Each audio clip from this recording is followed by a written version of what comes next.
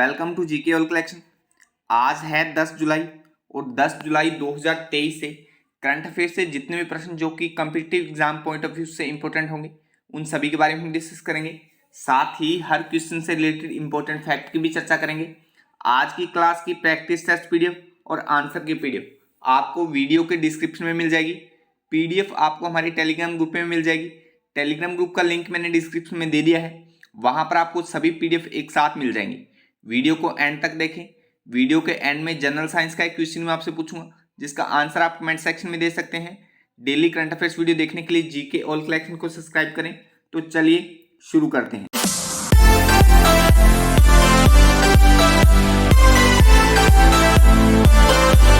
निम्न में से कौन सा देश संयुक्त राष्ट्र के आमंत्रण पर जीसीआरजी में शामिल हुआ है? Which of the following country has joined the GCRG on invitation of United Nation? तो अभी भारत संयुक्त राष्ट्र के आमंत्रण पर जीसीआरजी में शामिल हुआ है। बी ऑप्शन इसका सही हो जाएगा। चलिए इसके बारे में और जान लेते हैं। ग्लोबल क्राइसिस रिस्पांस ग्रुप यानी जीसीआरजी का गठन मार्च 2022 में संयुक्त राष्ट्र महासचिव द्वारा किया गया था। जीसीआरजी की देखभाल चैंपियंस ग्रुप द्वारा की जाती है, जिसमें Bangladesh, Barbados, Denmark, Germany, Indonesia और सेनेगल के एसोज शामिल है। जीसीआरजी का निर्णय निर्माताओं को भोजन, ऊर्जा और वित्त के परस्पर जुड़े मुद्दों को हल करने के लिए रणनीति विकसित करने के में मदद करता है। तो इस प्रश्न से आप इतनी सी जानकारी ध्यान में रखिए। अच्छा, संयुक्त राष्ट्र की बात हमने की है तो महत्वपूर्ण संस्था है संयुक्त राष्ट्र यानी यूनाइटेड नेशन। तो संयुक्त राष्ट्र के बारे में देखिए। संयुक्त राष्ट्र की स्थापना 24 अक्टूबर 1945 को हुई। मुख्यालय मैनहट्टन टापू, न्यूयॉर्क नगर, संयुक्त राज्य अमेरिका में। सदस्य देश 195 हैं। भाषाएं अरबी, चीनी, अंग्रेजी, फ्रांसीसी, रूसी और स्पेनी। अध्यक्ष एंटोनियो गुटेरेस है। 6 अंग हैं संयुक्त राष्ट्र के। महासभा, सुरक्षा परिषद, आर्थिक व सामाजिक परिषद, सचिवालय, अंतर्राष्ट्रीय न्यायालय व संयुक्त राष्ट्र न्याय परिषद। तो अंग है, ये महत्वपूर्ण है, इस पर अभी आप अच्छे से फोकस करें और संयुक्त राष्ट्र के बारे में इतनी सी जानकारी आप ध्यान में रखिए। नेक्स्ट है, हाल ही में किस मंत्रालय ने पीजीआई 2.0 जारी किया है? Which ministry has recently release PGI 2.0? तो अभी शिक्षा मंत्रालय ने भारत के शिक्षा मंत्रालय ने पीजीआई 2.0 जारी किया है। सी ऑप्शन इसका सही हो जाएगा। चलिए पीजीआई 2.0 क्या है इसके बारे में देख लेते हैं। 2021-22 के लिए सरकार ने राज्यों और केंद्र शासित प्रदेशों के लिए प्रदर्शन ग्रेडिंग इंडेक्स पीजीआई 2.0 जारी किया है।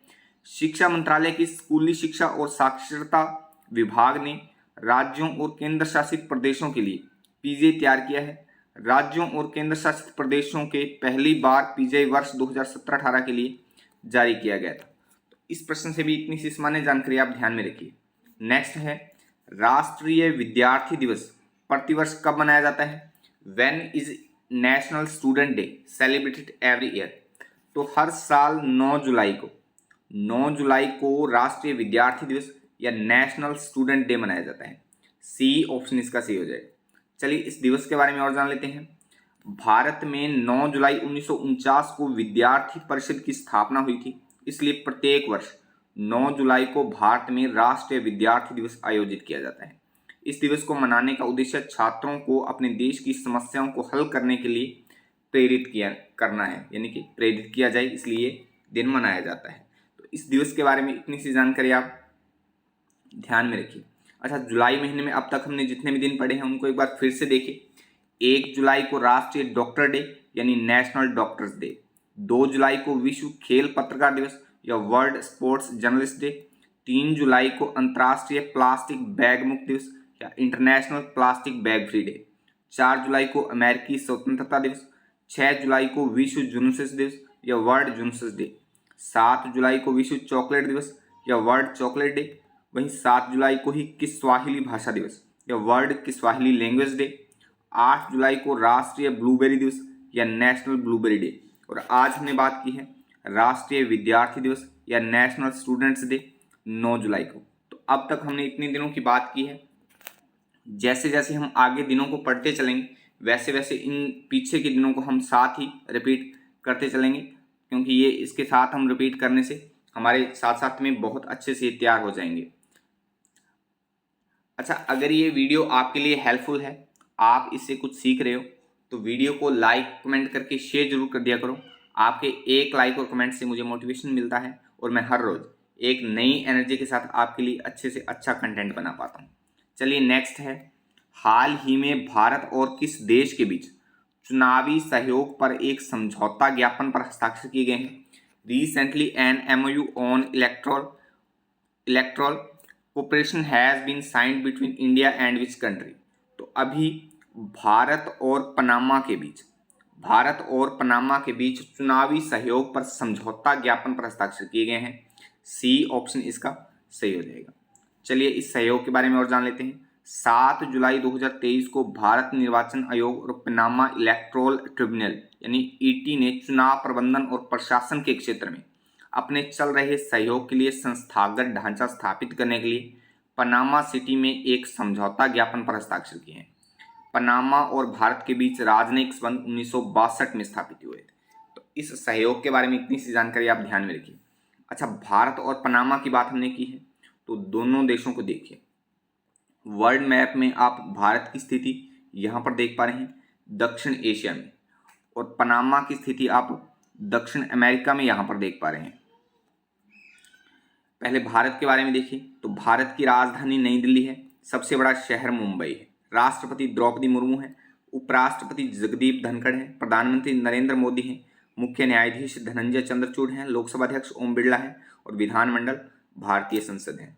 तो भारत के बारे में इतनी सी जानकारी आप ध्यान में रखिए। अच्छा, अब पनामा के बारे में देखिए, तो पनामा की राजधानी पनामा शहर है, राजभाषा स्पेनिश है, राष्ट्रपति लॉरेंटिनो कॉर्टिजो है, करेंसी पनिमियाई बाल्बोआ है और कॉलिंग कोड +507 है। तो पनामा के बारे में भी इतनी सी जानकारी आप ध्यान में रखिए। दोनों ही देश महत्वपूर्ण हैं, तो दोनों देशों के बारे में इतनी सी सामान्य जानकारी हमें पता होना चाहिए, इस पर आप अच्छे से फोकस किए। नेक्स्ट है, हाल ही में व्यक्तिगत ऋण की सुविधा के लिए फ्लिपकार्ट ने किस बैंक के साथ साझेदारी की है? With which bank has Flipkart recently partnered to facilitate personal loan? तो अभी फ्लिपकार्ट ने एक्सिस बैंक के साथ व्यक्तिगत ऋण के लिए साझेदारी की है। बी ऑप्शन इसका सही हो जाएगा। नेक्स्ट है, हाल ही में किस राज्य के मुख्यमंत्री ने अम्मा पोखरी परियोजना का शुभारंभ किया है? Which states chief minister has recently launch the अम्मा पोखरी प्रोजेक्ट? तो अभी ओडिशा राज्य ने यानी ओडिशा के मुख्यमंत्री नवीन पटनायक ने अम्मा पोखरी परियोजना का शुभारंभ किया है। डी ऑप्शन इसका सही हो जाएगा। नेक्स्ट है, हाल ही में किसने माइक्रोसॉफ्ट इंडिया के अध्यक्ष पद से इस्तीफा दिया है? Who has resigned from the post of president of Microsoft India recently? तो अभी अनंत माहेश्वरी ने माइक्रोसॉफ्ट इंडिया के अध्यक्ष पद से इस्तीफा दिया है। सी ऑप्शन इसका सही हो जाएगा। नेक्स्ट है, हाल ही में कौन सा देश पहली बार विश्व कप 2023 के लिए क्वालिफाई करने में असफल रहा है? Recently which country has been unable to qualify for the world cup 2023 for the first time? तो पहली बार वेस्ट इंडीज विश्व कप 2023 के लिए क्वालिफाई करने में असफल रहा है। बी ऑप्शन इसका सही हो जाएगा। अच्छा, कल की वीडियो का चैलेंज क्वेश्चन था, मानव शरीर की सबसे बड़ी ग्रंथि कौन सी है? तो इसका सही आंसर था ऑप्शन डी, यकृत यानी लीवर मानव शरीर की सबसे बड़ी ग्रंथि है। तो डी ऑप्शन इसका सही था। आज की वीडियो का चैलेंज क्वेश्चन है, इंसुलिन की कमी से उत्पन्न होने वाला रोग कौन सा है? इस क्वेश्चन का आंसर आप कमेंट बॉक्स में कमेंट करके जरूर बताएं। चलिए आज की वीडियो के एंडिंग करते हैं। Keep claim, have patience and keep moving forward से, अर्थात शांत रहो, संयम रखो और बढ़ते चलो। जय हिंद, जय भारत।